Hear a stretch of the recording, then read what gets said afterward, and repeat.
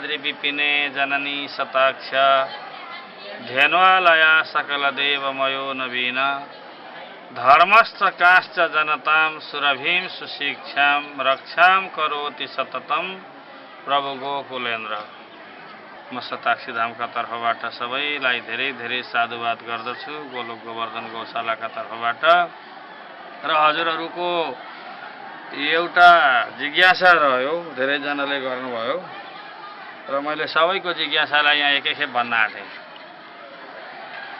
शताक्षी भनेको कसको धाम भनेर। शताक्षी भनेको भगवती दुर्गाको नाम। एउटा रुरुको पुत्र दुर्गम नाम गरेको दैत्यले चाहिँ कोही अघि सोध्ने मान्छे यहाँ अगाडि आउँछ अलि यहाँ भन्न मान्छे सोधी भन्नु पर्यो नि। रुरुको पुत्र थियो एउटा, रुरु नामको दानव थियो बलशाली। त्यो बलशाली दानवको एउटा पुत्र थियो दुर्गम। त्यो दुर्गम यति धेरै अझै बलशाली थियो त्यसले चाहिँ त्रिलोक विजय गर्यो। स्वर्गमा पनि गएर देवताहरूलाई हराएर स्वर्गको पनि राजा बनो। यहाँ मिडिया चल्दैछ भयो छैन। स्वर्गको पनि राजा बनो। भागायो सबलाई, गोदी गोदी खेदायो। अब खेदाएपछि के भयो, उसले यसो अन्दाजा लगायो यी देवताहरू यति यति अलिकति खान्छन्, पञ्चामृत पिउँछन्, गङ्गाजल खान्छन्, हामी राक्षसहरू यति यति खान्छौँ, सिङ्गै सिङ्गै जनावर पनि खान्छौँ, तर हामीभन्दा यिनीहरूको बुद्धि कति तीक्ष्ण छ, कति पाठा यी ब्राह्मणहरू, यी साधुहरू कति पाठा, यिनको पाठो हुने कारण के रहेछ भनेर त्यो दुर्गमले खोज्न थाल्यो। अन्त उसले बाठो हुने कारण पायो। यिनीहरू ध्यान गर्छन्, यिनीहरू योग गर्छन्, यिनीहरू उपासना व्रत गर्दछन्, यिनीहरू जप गर्दछन्, यिनीहरू वेद पढ्दछन्। यो रहेछ बाठो हुने कारण। या त नखाँदा पनि हजारौँ वर्ष बाँचिँदो रहेछ हावा मात्रै खाएर पनि। अन्त यिनको यो उपासनाको क्रमलाई चाहिँ म ध्वस्त गरिदिन्छु भनेर उसले यो ऋषिहरूबाट त्यो वेद खोसेर लग्यो। यही रहेछ ज्वरो भनेर खोसेर लगिदियो। खोसेर लगेपछि अब यी बासँग हुँदा खोसेर लग्यो। अलिअलि बाको असर तपाईँमा थियो, अलिअलि चलाउनु भयो कर्मकाण्ड। तपाईँका छोरा त सकियो, राक्षस जतिकै भयो, केही पनि छैन। निराहार निराधार उनीहरूसँग आधार छैन, व्रत भएन, उपासना भएन, नियम भएन, विधि भएन, वेद पढिएन, यज्ञ भएन, केही भयो, व्रतबन्ध भयो, जने सनी लाएन, जे पाए त्यही खायो। अब सकिँदै गयो। हाहाकार भयो, त्राहिमाम भयो, धरती पनि रिसाइन्, प्रकृति पनि रिसाइन्, जल पनि वर्षात पनि भएन, जहिले विपरीत भइरह्यो, वृक्षलता आदि सुखे, जानवरहरू मरे, तस नस हुन थाल्यो धरतीको वेद नभएपछि। तब यी देवता बचेका बुढाखाडाहरूले भगवतीको स्तुति गरे, हे भगवती हामीलाई बचाउनु पर्यो, धरती बचाउनु पर्यो भनेर भन्दा भगवतीले 100 नेत्र धारण गरेर आउनुभयो। 100 नेत्र शरीरभरि धारण गरेका कारण शत भनेका 100, अक्ष भनेका आँखा, 100 आँखा धारण गरेर आएका कारण शताक्षी नाम भयो। बुझ्यो? दुर्गमलाई, त्यो दुर्गमले वेद लिएर गएको थियो र त्यो दुर्गमलाई मारिदिएका कारण, वध गरेका कारण चाहिँ यिनको नाम दुर्गा रहन गयो है। त्यसै गरी त्यहाँ यो हरियाली भयो, 100 नेत्र धारण गरेर आउनुभयो, 100वटा नेत्रबाट जल वर्षा गर्नुभयो, यी धरतीहरू हरिया भए, खोला नालाहरू बगे। त्यसपछि यहाँ सागपातहरू उत्पन्न भए, ती सागपातहरू टिपेर देवताहरूले भगवतीलाई अर्पण गरे। त्यो साग ग्रहण गरेका कारण उनको नाम शाकम्भरी पनि भयो है। यो भगवान शिव र शक्तिको स्थान हो। भगवान शिव र शक्तिको सामुदायिक स्थान भएका कारण यहाँका अहिले अब मन्दिर बनाएर दिगम्बेश्वर भगवान यहाँका चाहिँ आराध्य देव हामी भन्छौँ, तर मूलत यो शक्तिको स्थान हो। शक्तिको स्थान हो। शाकम्भरीको अनि शताक्षीको अनि दुर्गमलाई मारेका कारण दुर्गाको यी त नामहरू हुन्, तर शक्ति एउटा सबैको। तपाईको शरीर सञ्चालनमा पनि शक्ति चाहिन्छ। त्यो एउटा जुन शक्ति छ त्यही शक्ति चाहिँ माता हुनुहुन्छ। रति माताको स्थान हो। यहाँ कालान्तरमा विभिन्न किसिमका साधु आए, महात्मा आए, योगी आए, हठी आए। उनीहरूले चाहिँ यहाँ आफ्ना आफ्ना साधना गरे, आफ्नो आफ्नो व्यवस्था सञ्चालन गरे, आफ्नो आफ्नो तपश्चर्या गरे। त्यसै क्रममा आज हाम्रो पालो आयो।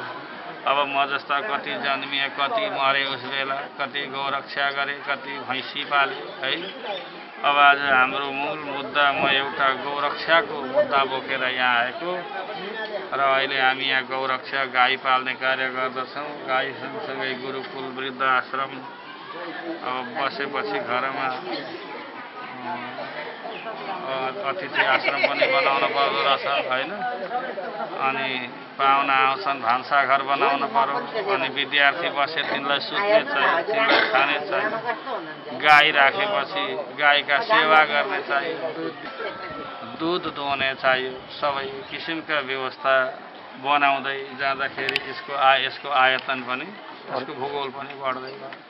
नभएको धरती पनि खुम्च्याउँदा खुम्चिएकोलाई पनि तन्काउँदै, खोलो पुर्दै, कालो ताक्दै, जङ्गल सार्दै सार्दै हामी यो सबै कार्य गर्दैछौँ।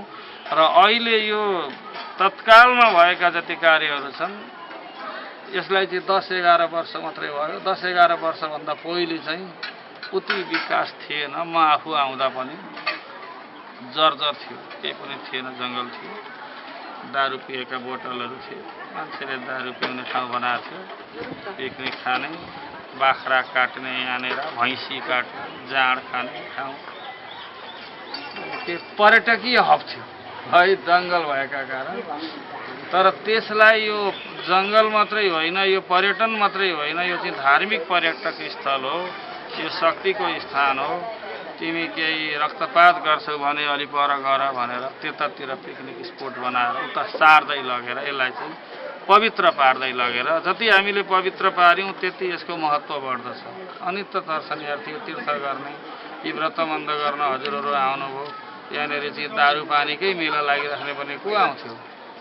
त्यसकारण तीर्थस्थललाई सुन्दर बनाऊ, सुनिश्चित बनाऊ, यसलाई व्यवस्थित पारौँ, हाम्रा भाव अनुसारको बनाऊ, शास्त्रीय विधिले बनाऊ भनेर यसलाई हामी बनाउँदैछौँ। अरू केही जिज्ञासा भयो भन्नु होला। जय जय श्रीराम। के सोध्नु पर्ने?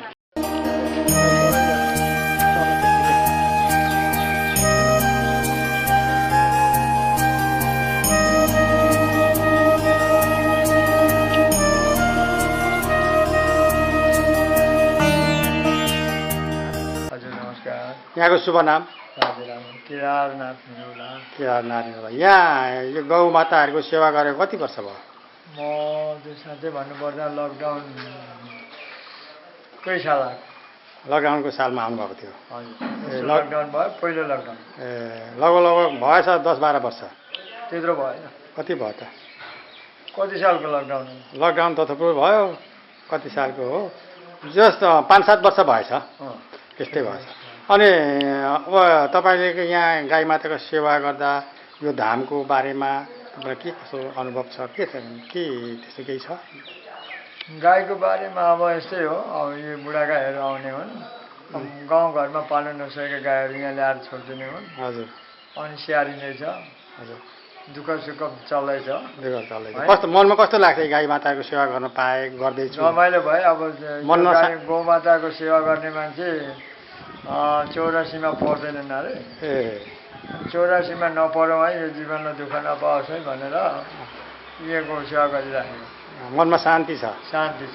दही टन्न खान पाइएको छ। दही खान पाएको छ, मनमा शान्ति छ। मजाले यहाँ गर्मीमा अलिकति गर्मी हुन्छ, ठन्डामा त्यस्तो ठन्डा हुँदैन। ठिकै छ। अनि सेवा गऱ्यो, खायो। अनि यहाँ कति गौ माताहरू छन् तपाईँलाई थाहा छ? कति जति छन्? यो अहिले 6 र 7 यति छन् भन्ने कुरो चाहिँ थाहा छैन। आउने जाने भइरहन्छ। गाउँमा पाल्नेले लान्छन्, गाउँपालिकाको सिफारिस ल्याएर लानुहुन्छ। अनि पाल्न नसक्दा यहाँ ल्याएर छोडिदिनुहुन्छ। हजुर। अनि 20-21 बेते पुगेका गाईहरू पनि यस्तो बुढी गाईहरू किन ल्याउनु भयो भन्दाखेरि पाल्न नसकेर अब बेच्नु माया लाग्यो, अनि यिनै मरुन् भनेर ल्याइदिएको भन्नुहुन्छ। त्यति अन्दाज कति होला? गाई त्यस्तै छ नि। अन्दाज कति होला? साना ठुला बर बाछी गोरु सबै मिलाएर 700 जति छन्। 700 जति छन्। अनि सबै जङ्गलमा।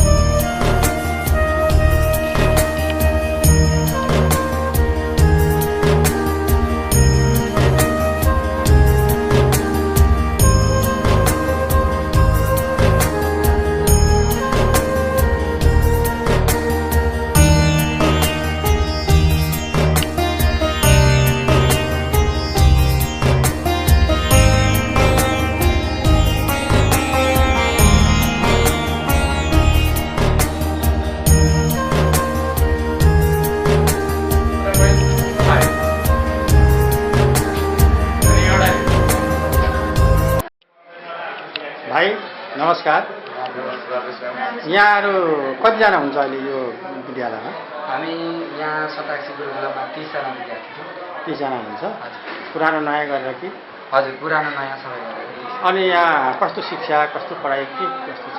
शिक्षा यहाँ एकदम राम्रोसँग पढाइ हुन्छ। शास्त्रहरू पढाइ हुन्छ, रुद्री, वेद, हजुर, व्याकरण, भागवत इत्यादि पढाइ हुन्छ।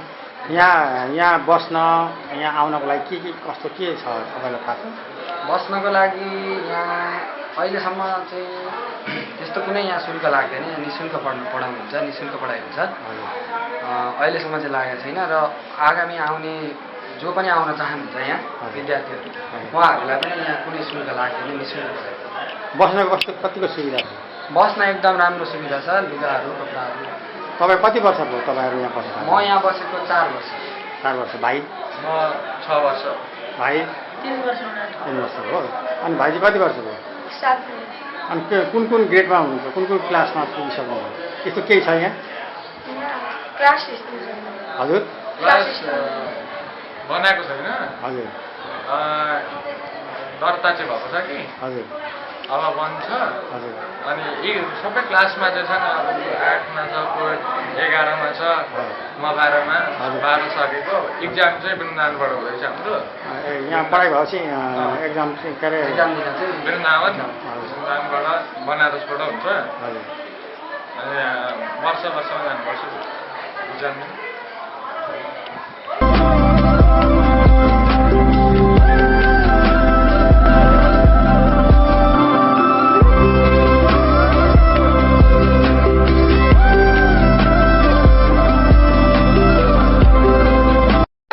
तथ्य समाचारको लागि नेपाल दृष्टि च्यानललाई सब्स्क्राइब गर्नुहोस्। साथै नयाँ भिडियो जानकारीको लागि छेउमा रहेको घन्टीलाई प्रेस गर्न नभुल्नुहोला।